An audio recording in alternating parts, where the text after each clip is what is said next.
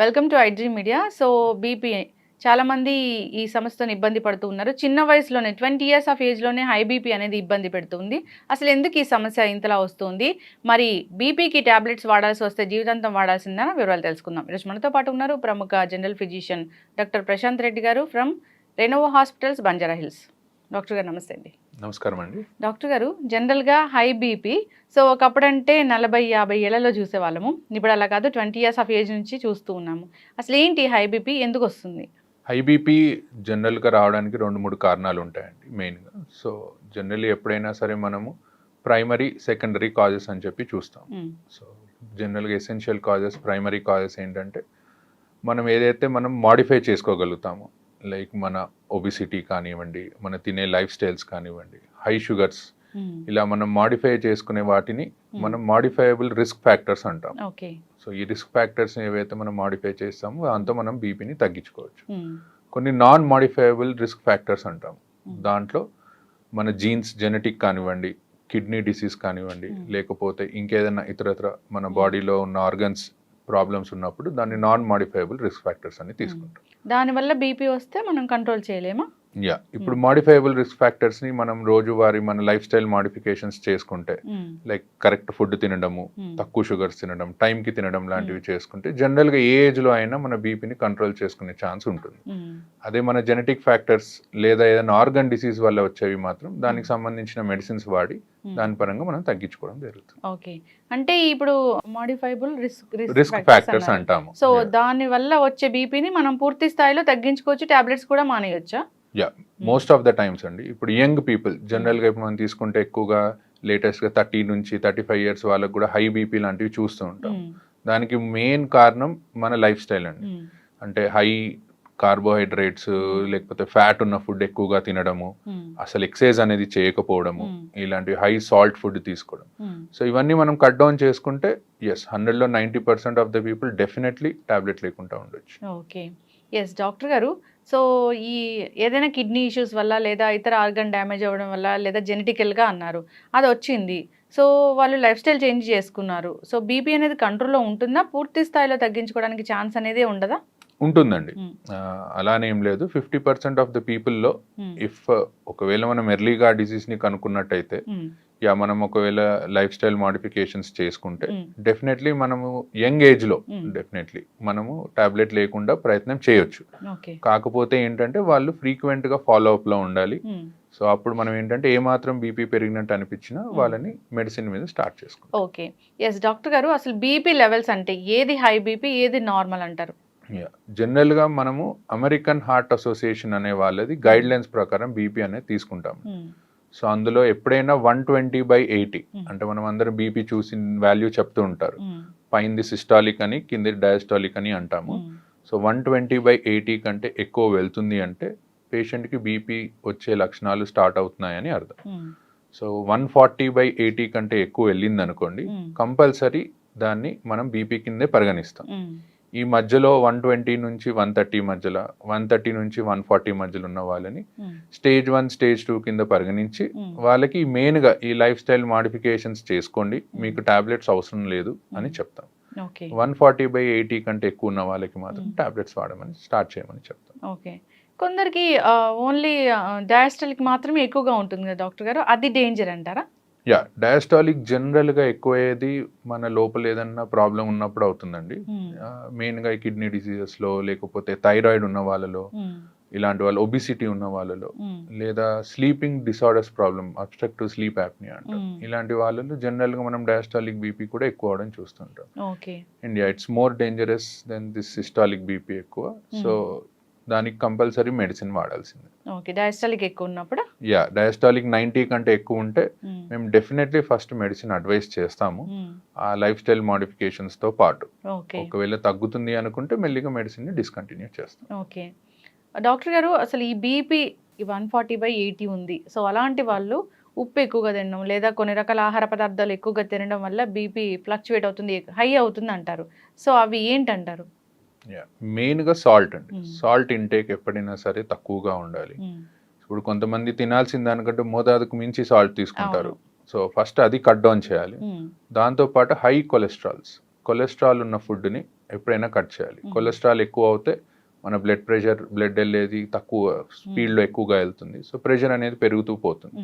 So high cholesterol ఉన్న foods కానీ high salt ఉన్న ఫుడ్స్ కానీ అవాయిడ్ చేసుకుంటే డెఫినెట్లీ మనం ఒక 5 to 10 డిఫరెన్స్ చూడొచ్చు బీపీలో. ఎస్, ఖచ్చితంగా డాక్టర్ గారు. సో డాక్టర్స్ టాబ్లెట్స్ ప్రిస్క్రైబ్ చేశారు. సో ఏ టైంలో, అంటే ప్రతిరోజు ఒకటే టైంలో వేసుకోవాలా? ఎప్పుడైనా టైం మారితే ఏమైనా ప్రాబ్లమా? సో టాబ్లెట్ వేసుకున్నామా లేదా అని మర్చిపోయి ఇంకో టాబ్లెట్ వేసుకుంటే ఏం జరుగుతుంది? జనరల్గా మన బాడీకి ఒక లైఫ్, మనకి ఎలా అయితే లైఫ్లో ఒక క్లాక్ లాగా ఉంటుందో మన బాడీకి కూడా ఒక క్లాక్ ఉంటుందండి. ఆ క్లాక్ ప్రకారమే మన హార్మోన్స్ రిలీజ్ అవ్వడము, మరి పనిచేయడం లాంటివి ఉంటాయి. సో అందుకే జనరల్గా either mornings or evenings we advice.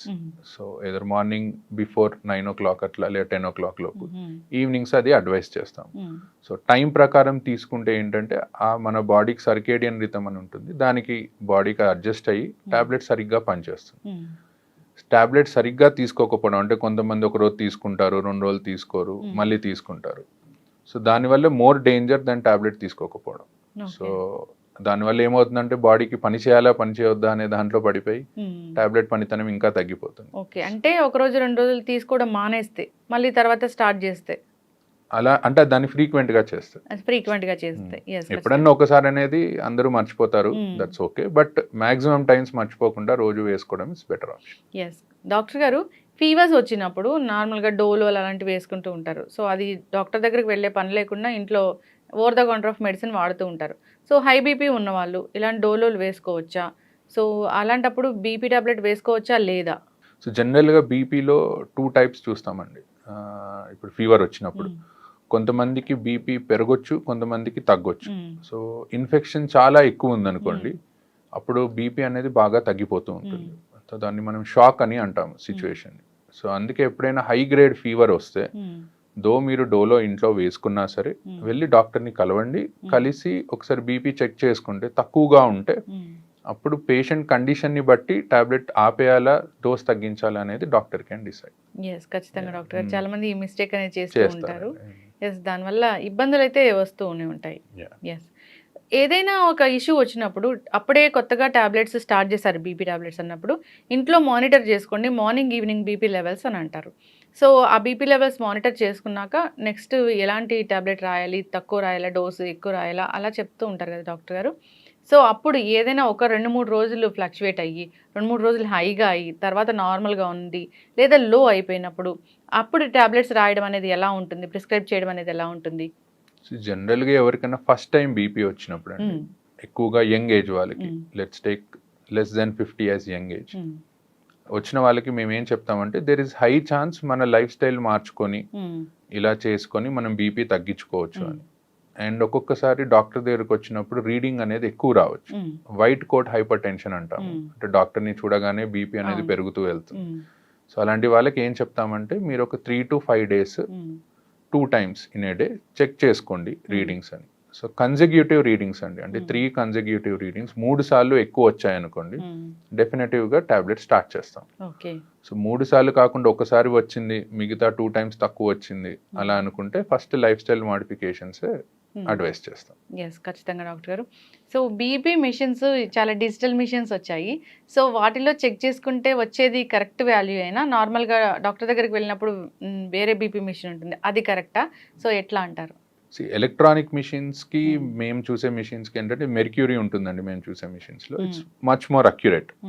Electronic మిషన్స్లో ఒక 5 mm వరకు డిఫరెన్స్ ఉంటుంది, బట్ మెయిన్గా మిషన్ కంటే ఎక్కువ చూసే పొజిషన్ అండి, చూసే పొజిషన్, చూసే టైమ్. సో ఎప్పుడైనా సరే బీపీ మిషన్ అనేది మన లెవెల్ ఆఫ్ హార్ట్ దగ్గరికి ఉండాలన్నమాట. సో ఎవరన్నా కూర్చొని బీపీ చూసుకుంటున్నారు అనుకుంటే బీపీ మిషన్ ఒక టేబుల్ మీద పెట్టి మన హార్ట్ లెవెల్లో ఉండేటట్టు, పడుకున్నప్పుడు మన పక్కన హార్ట్ లెవెల్లో ఉండేటట్టు చూసుకోవాలి. సో అలా చూసుకుంటే 90% ఆఫ్ ద టైమ్స్ రీడింగ్స్ కరెక్టే వస్తాయి. అండ్ మీరు అన్నట్టు మా దీనికి అండ్ మనం ఇంట్లో చూసుకునే ఎలక్ట్రానిక్ మిషన్స్కి ఒక 5 mm వరకు డిఫరెన్స్ ఉంటుంది. అండ్ బోత్ హ్యాండ్స్లో కూడా మీరు ఒకవేళ చూసినా at same time 5 to 10 mm of HG difference అనేది ఉంటుంది. ఎస్, ఖచ్చితంగా డాక్టర్ గారు. ఏదైనా కానీ ఈ బీపీ వచ్చినప్పుడు జాగ్రత్తలు తీసుకోవాలని కోరుకుందాం. చాలామంది ఫాలోఅప్స్ కూడా వెళ్ళరు, సంవత్సరాల తరబడి అదే మందులు వాడుతూ ఉంటారు. సో అలా వాడటం కూడా డేంజరే కదా డాక్టర్ గారు? యా అండి, most important thing is follow up అండి. సో బికాజ్ ఏంటంటే కొన్ని టాబ్లెట్స్ కొన్ని కండిషన్స్లో డిస్కంటిన్యూ చేస్తాం. సపోజ్ ఒక 50-year పర్సన్కి మనం టాబ్లెట్ స్టార్ట్ చేసాం అనుకోండి, బై 60 years వచ్చేసరికి ఆయనకి వేరే ఏదైనా కాంప్లికేషన్ ఏదైనా ఉండొచ్చు. ఏజ్ పరంగా కిడ్నీ ప్రాబ్లం ఉండొచ్చు, డయాబెటీస్ వచ్చి ఉండొచ్చు, హార్ట్ ఇష్యూ వచ్చి ఉండొచ్చు. అలాంటప్పుడు ఆ టాబ్లెట్ కంటిన్యూ చేయాలా డిస్కంటిన్యూ చేయాలా అనేది మేము కండిషన్ని బట్టి మారుస్తూ ఉంటాం. సో ఫ్రీక్వెంట్ ఫాలోఅప్స్, ఎక్కువగా కుదరకపోయినా అట్లీస్ట్ ఒక 3 to 4 monthsకి ఒక్కసారైనా డాక్టర్ని వెళ్ళి కలవడం, ఏం టాబ్లెట్స్ వాడుతున్నారో చూడడం, అండ్ ఫ్రీక్వెంట్గా కిడ్నీ చెకప్ అనేది ఒకటి చేయించుకుంటూ ఉంటే బెటర్. బీపీ ఉంటే కిడ్నీ కూడా ఫెయిల్ అవుతుందని చెప్తారు కదా డాక్టర్ గారు?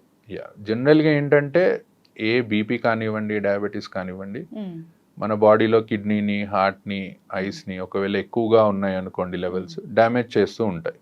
సో ఇవి లాంగ్ టర్మ్గా బాడీలో మనకి ఎర్లీ ఏజ్లో బీపీ వచ్చినట్టయితే లాంగ్ టర్మ్గా కాంప్లికేషన్స్ వచ్చే ఛాన్స్ ఎక్కువగా ఉంటుంది. కానీ మనం ఫ్రీక్వెంట్గా ఒకవేళ చెకప్ చేయించుకొని టాబ్లెట్స్ సరిగ్గా వాడితే మాత్రం మోస్ట్ ఆఫ్ ద టైమ్స్ ఎవరికి కిడ్నీ డిసీజెస్ అనేవి రావు. బీపీ పేషెంట్స్ని తీసుకెళ్ళినప్పుడు డాక్టర్స్ అడుగుతూ ఉంటారు, బ్లర్ విజన్ ఏమైనా ఉందా మీకు అని. అది ఎందుకు డాక్టర్ గారు? బేసికల్గా హైపర్టెన్సివ్ రెటినోపతి అని అంటామండి. అంటే హై బీపీ ఉండడం వల్ల ఐస్ డ్యామేజ్ అవుతూ ఉంటాయి, ఆ రెటీనా అనేది డ్యామేజ్ అవుతూ ఉంటుంది. అండ్ సో దానికోసం ఏంటంటే ఎవరైనా కొత్తగా బీపీ డయాగ్నోస్ అయిన వాళ్ళు, హై బీపీతో డయాగ్నోస్ అయిన వాళ్ళకి ఫస్ట్ వెళ్ళి ఒకసారి ఐ చెకప్ చేయించుకోమని చెప్తాం. ఎందుకంటే మనకి ఎన్ని రోజుల నుంచి హై బీపీ ఉందనేది తెలియదు, ఎంత డ్యామేజ్ అయిందనేది తెలియదు. సో ఒకసారి చెక్ చేయించుకొని దాని తర్వాత దెన్ వి గో అహెడ్. ఖచ్చితంగా డాక్టర్ గారు జాగ్రత్తలు అయితే తీసుకోవాలని కోరుకుందాం, ఫాలోఅప్కి వెళ్ళాలని కోరుకుందాం డాక్టర్ గారు. సో బీపీ అంటే అదేం చిన్న విషయం కాదు. సో అది కంట్రోల్లో లేకపోతే ఆర్గన్స్ అనేవి డ్యామేజ్ అవుతాయి కాబట్టి జాగ్రత్తలు తీసుకోవాలని కోరుకుందాం. చాలా చక్కటి ఇన్ఫర్మేషన్ అండి, ధన్యవాదాలు. Thank you.